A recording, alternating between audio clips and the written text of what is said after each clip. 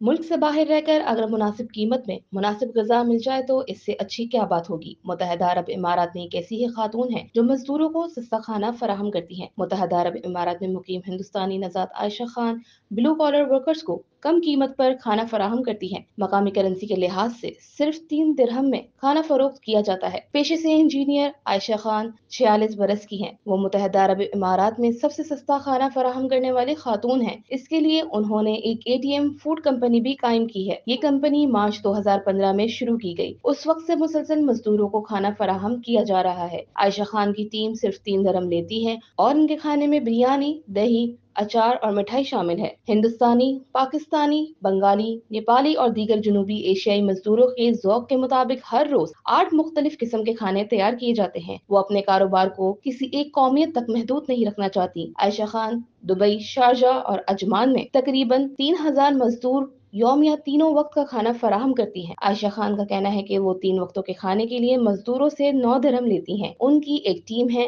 जिससे 17 अफराद वाबस्ता हैं जो मजदूरों तक खाना पहुंचाने का काम करते हैं। इसके अलावा इनकी टीम से किसी भी वक्त खाना हासिल किया जा सकता है, हत्ता कि रात के किसी भी पहर इनकी टीम से खाना लिया जा सकता है। मुत्तहदा अरब इमारात में फिल वक्त एक वक्त के सादा खाने की कीमत 5 दिरहम है, जिसमें आमतौर पर एक मोटी रोटी, दाल या चिकन दिया जाता है।